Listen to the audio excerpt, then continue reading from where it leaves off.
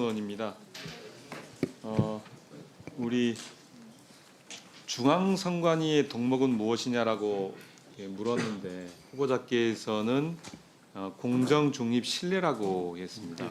그렇죠? 예, 맞습니다. 거기에서 이제 지금 우리 그 윤석열 내란 사태를 두고 그 과정 안에서 극우 집회나 국민의힘 일부에서 헌법재판소나 선관위나 공수처에 대한 공격을 하고 있는 걸 알고 계시죠? 예, 알고 있습니다. 어떤 내용, 어떤 식으로 공격을 하고 있습니까? 선관위에 대해서는 지금까지 쭉 나왔듯이 부정선거 의혹을 제기하면서 공격하는 걸로 알고 있고, 예. 헌법재판소는 정확히는 제가 알고 있는지 말씀드리기 좀 곤란하지만 어쨌든 아니 언론에 나와 있는 얘기를 공격을 받고 있는 거죠. 예, 공격받고 예. 있는 건 알고 있습니다. 이제 그런 공격이 그 민주공화국에서 정당한 행위에 포함이 됩니까? 이거 하나만 나중에 해놔. 객관적 근거 없이 상권 분립에 기초해 있는 여러 헌법 기관들에 대해서 그러한 공격을 하는 것은 타당하지 않다고 생각을 하고 있습니다. 예, 타당하지 않죠. 결국은 민주공화국에서 지금 이제 국회는 괴물로, 국회는 방구가 단체로 규정하고 있고, 그 다음에 이제 법원은 서부지방법원을 보았듯이 폭동으로 가서 그리고 또 그 한 재판관들을 공격을 하고 헌법재판소와 헌법재판관들을 공격을 하고 또 선관위에 대해서는 실제 압수수색과 가서 침탈을 하고 또 공수처의 적법한 활동에 대해서는 인정하지 않고 이거를 한마디로 말하면 무법천지가 된 것이죠. 그것은 민주공화국에서 있을 수 없는 행위라고 생각합니다. 저는 지금 내란 세력이 하고 있는 것은 대한민국의 민주공화국을 흔들고 있는 행위라고 생각합니다.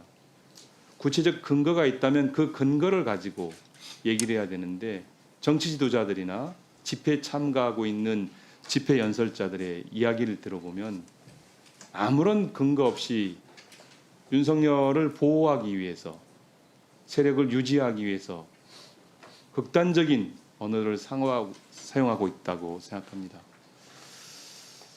지금 이제 부정선거 관련해서 그 후보자께서는 부정선거가 가능하다고 생각하십니까? 가능하지 않다고 생각하고 있습니다. 예, 현실적으로 부정선거 불가능하죠. 예, 이게 상식적인 겁니다. 후보자께서는 법치주의가 중요하다고 이렇게 답변을 하셨어요. 문답에. 예, 법치주의 후보자가 생각하는 법치주의는 어떤 것입니까? 모든 국민이 법 앞에 평등하고 또 절차, 결과 모든 면에 있어서 정당한 기회 또는 헌법과 그렇습니다. 법률의 그건 당연한 근거에서 맞습니다. 예, 그 근거에서 그 이 나라가 운영되어지는 것이 법치주의인 맞습니다. 거죠. 예.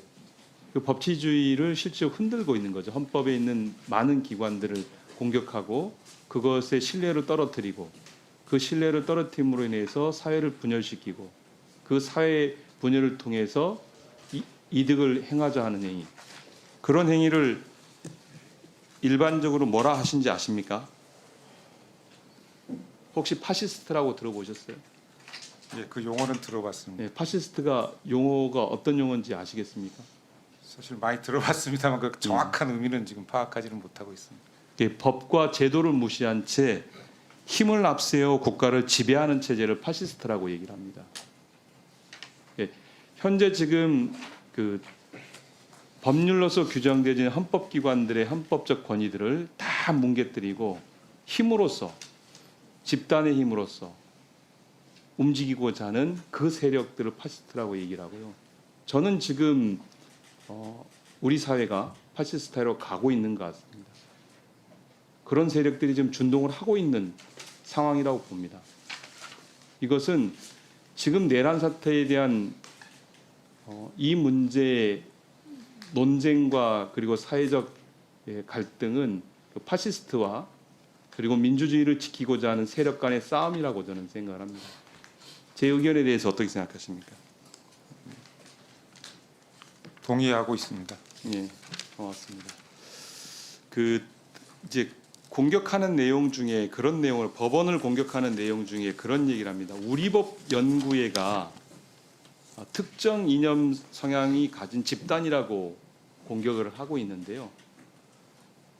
우리법 연구회는 특정 이념을 가진 정치 집단입니까? 그렇지는 않다고 생각하고 기본적으로는 그 법을 연구하는 모임으로 저는 알고 있습니다. 예.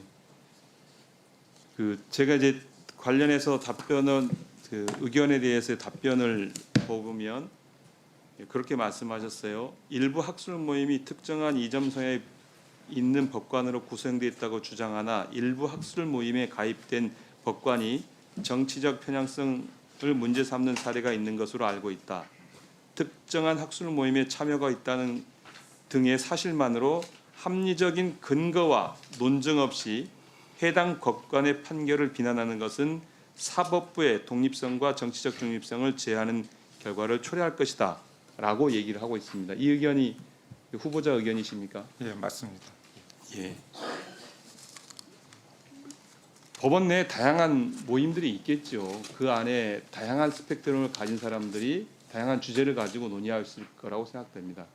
그런데 그렇게 모여 있다고 해서 그것을 특정 이념의 집단이라고 공격하고 그것을 이제 법원 신뢰를 떨어뜨리는 대법원의 신뢰를 떨어뜨리는 그런 행위로 공격하는 것에 대해서 동의할 수 없죠. 예, 어떤 특정 단체, 특정 연구의 모임에 가입했다는 이유만으로 어떤 성향을 가진다고 말할 수도 없는 것이고 또 그런 공격은 타당하지 않다고 생각을 합니다.